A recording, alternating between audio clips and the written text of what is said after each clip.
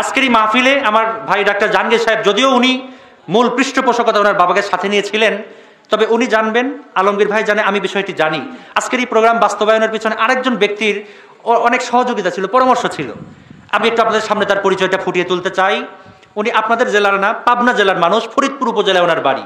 Police প্রশাসনের চাকরি করেন। আকরাম হোসেন স্বপন ভাই ওনার নাম।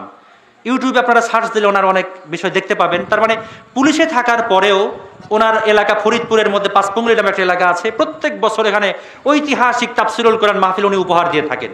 আমি প্রতি বছরই 5 বারই আমি ছিলাম দ্বিতীয় বক্তা হিসাবে।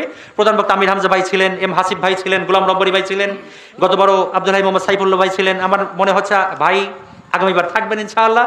তো এরকম মাহফিল উনি উপহার দিয়ে থাকেন, অনেক বড় বড় সামাজিক উন্নয়নমূলক কাজও উনি করে থাকেন। আজকের এই মাহফিলে ওনার মাধ্যমে এই ভাই ডেড পাউডার সোট আপ জাহাঙ্গীর ভাই অনেক চেষ্টা করেছেন, ওনার সহযোগিতায় আমাদের দুজনকে আজকের এই মাহফিল উনি মিলিয়ে দিয়েছেন।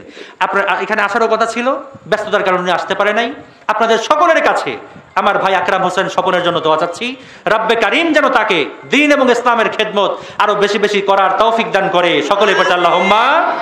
এরকম আকরাম যদি প্রত্যেকটা উপজেলায়, প্রত্যেকটা জেলায় তৈরি হয়, আজকে চেয়ারম্যান সাহেব আমাদের এই মাহফিল উপস্থিত, আলহামদুলিল্লাহ। এরকম চেয়ারম্যান যদি প্রত্যেকটা এলাকায় তৈরি হয়, তাহলে কোরআনের রাজ কায়েম তৈরি হতে বেশি দিন আর সময় লাগবে। সর্বশেষ আজকের এই মাহফিল যেন আল্লাহ কবুল করে, পড়ি আমিন। আসসালামু আলাইকুম ওয়া রাহমাতুল্লাহ।